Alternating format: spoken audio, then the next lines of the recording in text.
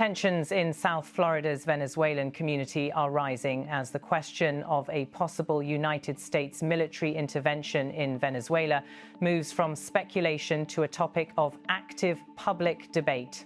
The build-up of American military assets in the Caribbean and the Pacific, combined with recent statements from Washington, has sparked widespread concern among Venezuelans living in Florida, particularly in the city of Doral, where one of the largest Venezuelan diasporas in the United States resides. In Doral, often referred to colloquially as Doralzuela because of its dense Venezuelan population, the community is closely watching developments as the United States intensifies pressure on President Nicolás Maduro's government.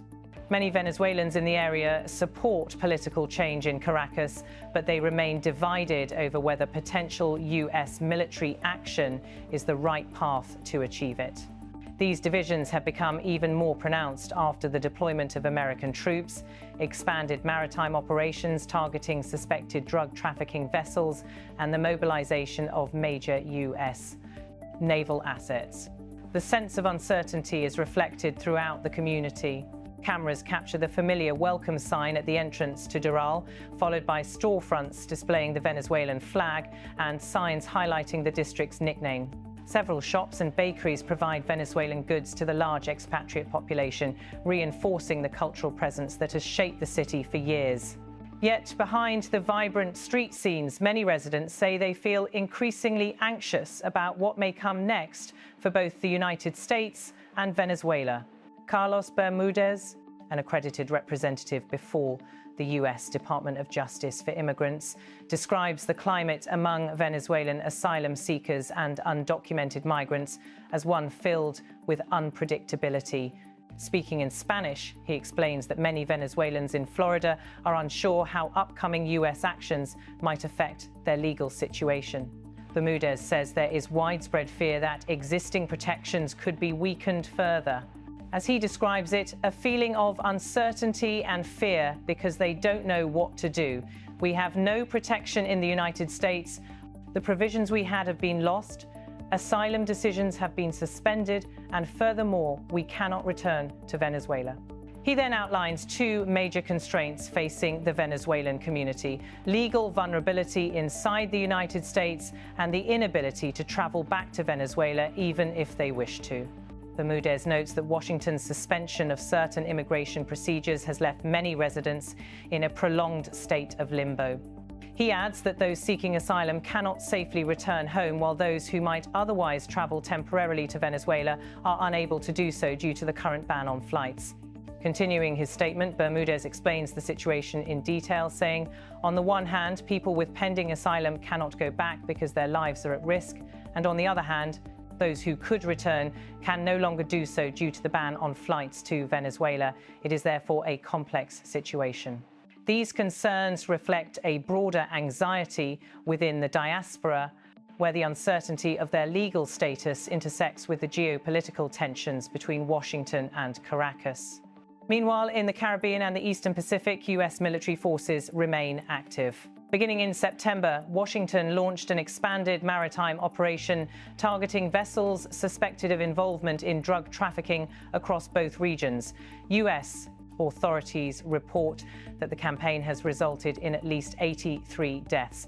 The operational tempo has been elevated enough to draw international attention, particularly after footage was released online showing a precision strike on what officials described as a narco-trafficking vessel. The video, published by U.S. Secretary of War Pete Hegseth on the platform X, depicts an aerial assault carried out as part of this broader campaign. Simultaneously, the United States has mobilized significant naval strength. Aerial images from late September show the USS Gerald R. Ford, the world's largest aircraft carrier, operating in the North Sea during a NATO exercise known as Neptune Strike 25-3. Fighter jets, including F/A-18E aircraft, can be seen launching from its deck during coordinated operations. The presence of such assets underscores Washington's readiness to project force globally at a moment of heightened international tensions. These military developments influence perceptions inside Venezuela as well. On December 1st in Caracas, President Nicolás Maduro appeared at a public event where he used binoculars to observe the crowd before smiling and interacting with supporters. Maduro continues to insist that Washington seeks to remove him from power. His government has repeatedly condemned the U.S. troop deployments and naval movements as signs of an attempt to destabilize the country. For many Venezuelans abroad, including those in Doral, these claims add to the uncertainty about where events may lead. Back in Florida, residents walk through downtown Doral as traffic flows through the city's central streets. Conversations inside shops and community centers frequently turn to the possibility of U.S. intervention, with some residents describing the situation as potentially decisive, while others fear the humanitarian consequences. Among those expressing hope for a rapid and highly targeted operation is Enda Molina, a Venezuelan resident of Miami. Speaking in Spanish, Molina states that he believes any action taken by Washington would be limited and precise. In his words, "I don't think there will be bombings or military attacks. If anything happens, it will be directly targeted at the Miraflores palace, aiming at Maduro with very specific objectives. There will be no deaths or collateral damage to worry about." Molina expresses confidence that any U.S. involvement would be limited to removing the political leadership in Caracas without broader conflict across the country. He also shares his personal aspirations regarding a potential resolution, adding, "Yes, I really do have a lot of hope that something will happen that will allow me to return to my country and be close to my family." His comments reflect the sentiment of many Venezuelans who left their homeland due to security, economic, or political concerns and now wish to return if conditions improve. Nearly 8 million people have left Venezuela in recent years, driven by economic collapse, inflation, and social instability. Many members of the diaspora attribute these challenges directly to the policies of the Maduro government. However, the community is far from unanimous. While some Venezuelans in Doral believe that external intervention may accelerate political change, others are hesitant or openly skeptical. These residents express concern that any armed action, even if described as limited, could trigger a wider conflict inside Venezuela. They fear the consequences for civilians, including their families still living in the country. They also question whether the Trump administration's objectives align with the long-term interests of Venezuelans or whether geopolitical calculations may overshadow humanitarian concerns. These differing viewpoints are visible in daily life across Doral. Storefronts sell pastries, drinks, and traditional food items from Venezuela, symbolizing the strong cultural ties maintained by the diaspora. A bakery named Caracas, referencing the nation's capital, displays its sign prominently, serving as a reminder of the deep personal and emotional connections many residents retain. Down the road, a large sign points toward the Trump-branded hotel and golf course located in the city, underscoring the proximity of national politics to this community's daily environment.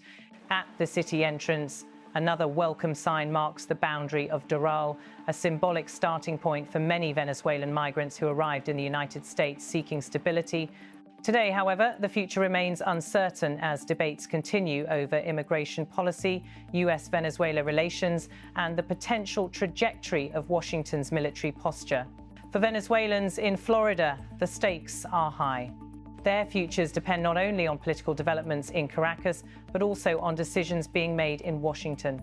The divisions within the community mirror broader global debates about intervention, sovereignty, and the consequences of military action. As U.S. operations continue in surrounding regions and tensions rise between the two governments, Venezuelans in Doral must navigate a complex landscape defined by hope, fear, and unresolved questions. What remains clear is that the situation continues to evolve rapidly, and both governments maintain sharply opposing positions. While some Venezuelans abroad anticipate decisive action, others brace for the possibility of prolonged uncertainty. As events unfold on multiple fronts, diplomatic, military, and humanitarian, the Venezuelan diaspora in Florida finds itself at the intersection of geopolitical strategy and personal reality. For now, the community remains divided as the United States intensifies pressure on Venezuela and uncertainty deepens over what may come next.